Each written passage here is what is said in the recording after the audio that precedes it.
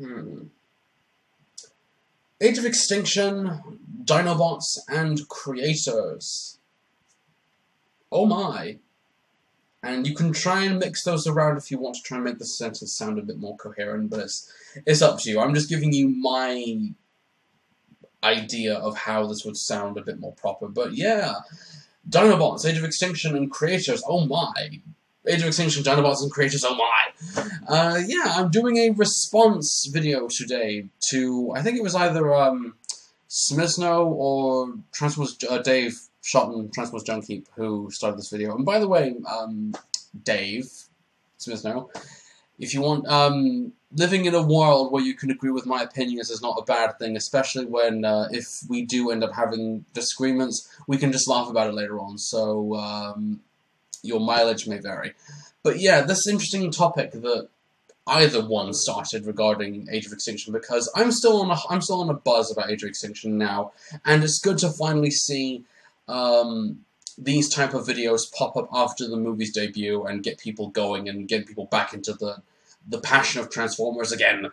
And I haven't really seen that many people really respond to this. The only person that I saw respond to this particular question was Anton. And his response was pretty interesting. But yeah, let's talk about stuff regarding Age of Extinction, specifically the two main things in this film, the Dinobots and the Creators, specifically the origins of these two entities and where they come from, and what part they have in the movies. Specifically with the Dinobots having a bit of a reintroduction into the series as a whole, but the Creators especially. I'll get onto the Creators in a minute, but let's talk about the Dinobots first of all. I mean, the Dinobots, for the most part in the film, I will say people have kind of been, for the most part, a little bit mixed regarding it. People like the Dinobots being in this film, people don't. Opinions will clash, as they always will, especially for a Michael Bay film. And for the fact as well that they were only in the film to serve as kind of a set piece for the final act of Age of Extinction and really drive the action forward and make everything as explosive and dramatic as much as it can be, and really keep the scene going and going and going. Not to mention the fact that the Dinobots were used an awful lot in the hype of Age of Extinction, which, despite the fact Michael Bay said he didn't want to do them, he ended up doing them anyway, so Michael Bay probably wasn't that keen on using the Dinobots, but you know what, to create more explosions in a movie like this, it makes much more sense to include giant fire-breathing dinosaurs in which the Autobots can ride them. But the Dinobots, I mean, their origins in all different continuities are so different in either the cartoons or in the comics, and the movies offer a much more of a different origin story compared to what we've already seen. As Lockdown, well, actually, as Optimus Prime described them as legendary warriors, and that's all we're really meant to really believe on that, is that they are legendary warriors. We really don't know much about them, except for the fact that they have probably they've had a lot to do in their past lives, and they've got quite a long, extensive history regarding what they've done. And the Dinobots themselves in the movies, like I said before, the designs are fresh and really, really rich and creative. Despite the fact that they are enormous characters and they only get used in the final act of the film. But their origins are probably the one thing that I think really makes the skepticism and, what's the word? Brain twisting to really get things going. And, you know, it's not hard to really think about about these sorts of things all that much, especially for characters like the Dinobots. I mean, it's a shame that they were only used very briefly, well, not briefly, but they were used in the final act of the film, the last part of the movie. And sadly is that we didn't really get to know that much about them, we didn't really get to see any of them talk, which explains why Grimlock, as a character, didn't really say anything, he just growled and roared. You know, I think it kind of makes sense for him to do that. I mean, here's my take on the whole thing regarding why they are like this. Maybe it was possible that the Dinobots were intellectual creatures that could speak in their own tongue, in their own native tongues, in the same language as Transformers and whatnot. and their intellect was kind of really stripped away as the years went by, suffering on Lockdown's ship for quite some time. I mean, when you see Grimlock locked in that cage, I mean, I think that speaks for itself. That he wasn't really speaking. He was only just like hanging there, just brooding as such.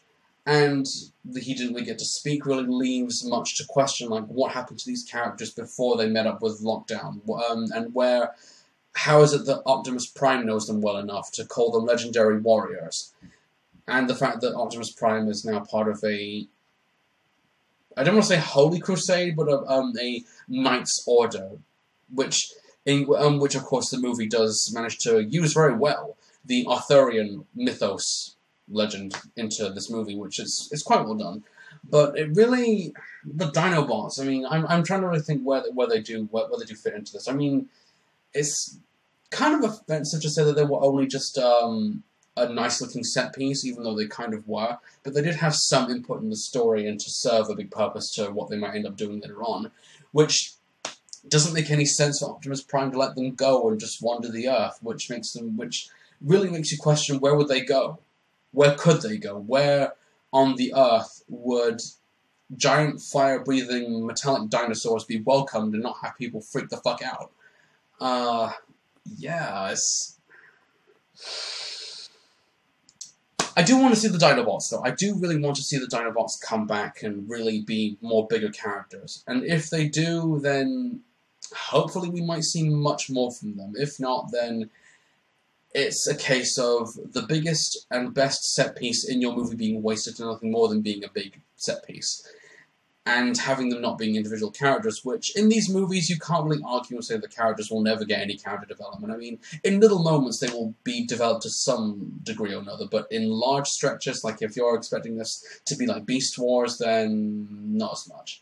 But with the Dinobots, I mean, I want to... like, what is their origin, where do they come from, and how do they meet up with Lockdown? I'm almost willing to bet that somewhere down the line we're going to see a few prequel comics explaining the Dinobots' involvement in the movieverse, and whether or not that will make any sense is debatable. But being interesting characters and being reintroduced into this franchise as larger than they previously are is interesting, and if they do bring the characters back, I want to see them a bit more developed and explain their origins a bit more. Not really go too much in depth regarding it, but just to really give you a clear idea as to where they come from and who they are. Which brings me on to another part of this video, which is an interesting one. The creators. Yeah. And now I'm thinking a lot about the creators, and everyone is saying that they're the Quintessons, and I'm saying that they should be the Quintessons, because I mentioned at the end of the review I did of Age of Extinction that they should be if they are going in that direction that the movies are, with these mysterious characters, then they might be the Quintessons. I have no idea, honestly. But, and you know, it's interesting to really see these characters pop up. I mean, when you, excuse me, when you see that alien hand, spoiler if you haven't seen the movie already, at the beginning of Age of Extinction, go over that control pad and just launch the seed onto the prehistoric Earth and kill all the dinosaurs, that there's a much bigger story behind their agenda and what they're trying to accomplish. Apart from, just like Lockdown said, you think you were born. No, you were created and the creators want you back. That maybe it's possible that these creators, maybe they are the Quintessons, and maybe we might get to see more of them in 2 sequels from now. But it makes you just wonder, I think, as to where they're going with this idea, because the Quintessons in Transformers have a little bit of a love and hate viewing amongst certain people. On the offhand, people like them, on the offhand, people don't. And I originally was never one of those people that liked the Quintessons. I mean, that idea of them creating the Transformers never really clicked with me. The same thing with Primacron, with Unicron, which, if they do bring Unicron into this, so if they're bringing in these creator characters, then if they're going in that direction, then they might bring in Unicron and Primus, which I don't think the world will be ready for that yet when that happens. But if it does, and if they're going that route, then it really will be interesting. But more on the creators. I have a little theory regarding the creators and where they fit into this story, and where they fit into this newly unraveled story. And this kind of really ties back to the first movie with the Allspark, and where that fits into the whole creation of all of the Cybertronian life forms that take present in the series. I like the idea that that these creators would probably be the creators of the Transformers, and if they are the Quintessons, then maybe they're going with the whole idea that everything about the Allspark they somehow fed into the minds of the Transformers, as if to say, okay, you are our products, but we're making you believe this other story to really not give you an idea as to where you come from, just to kind of really set up how bigger dicks they are, which in the series they were kind of dicks. I mean, the Quintessons were not likable characters, and their agendas didn't make them all that likable, unless of course it's possible that the creators have a much bigger purpose aside from just overwhelming the Transformers with brainwashing propaganda. That it's possible that, okay, maybe they are maybe they were creators of the Allspark, and somehow, and this is probably going to sound very silly, but they are somehow involved with the making of that. I'm just throwing an idea just to really give you a clear grasp from where I'm coming from regarding from where I'm coming from regarding the creators. But it's yeah, I mean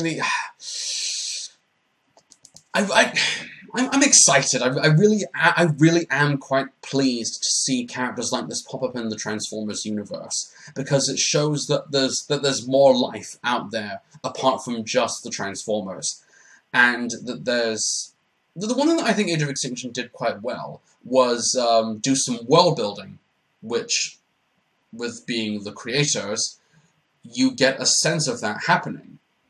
And the world building is part of a stepping stone onto something much bigger, meaning either Unicron or Primus, if they do bring either of those into the films.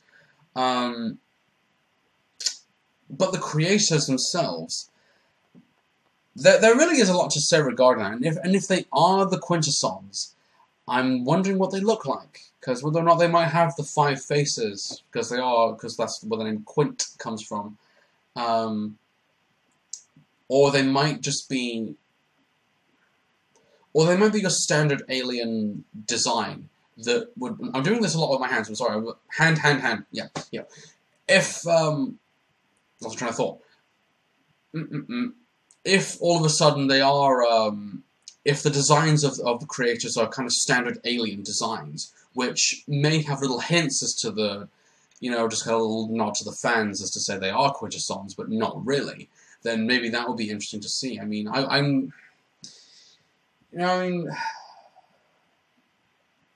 love thinking about this sort of thing, and seeing this sort of video come up really makes you really wonder what they're doing with this series now, because I really don't think that the only alien race in the Transformers lore should be just the Transformers, because it would show how bleak and boring the universe is if there are no other aliens to inhabit the expanding universe. And if these creators and whatever agenda that they operate under, and origins they have for creating the Cybertronians, is a decent one, and it makes some kind of sense. I'm not expecting it to be logical. I mean, trying to find logic in a Michael Bay film was impossible. But if there's something in there that is building up to something quite big, then we should be onto something quite large in the story of 2 movies from now, because I really think that the creators at least have something really interesting to offer to this realistic part of the franchise. And whether or not it goes that direction, hopefully we might see it in the next sequel, if not the one after that. Who knows? But yeah, I just wanted to just go ahead and give you my input regarding the whole two important things regarding Age of Extinction that people are most up in the air about. And really, I want to see more about them. I mean, sorry if my response is to me just wondering and wondering and wondering what these things are and where they come from and whether or not they talk, whether or not they look like a jelly in a bag. Creators. We'll see. We shall see, and if we do see that in the sequels, then something really good is shaping up quite nicely, I think. So, yeah, let's continue to speculate. I mean, I really would like to see more regarding this topic. I mean, the creators and the Dinobots are probably thus far the most intellectually mind-twisting creation to really think on and wonder what their origins are. So it's really it's not wrong to think about this constantly. I mean, I think it's a fantastic idea. So really, best to speculate. I mean, that's the fun thing about this franchise: is speculation and misconception and skepticism, among other things.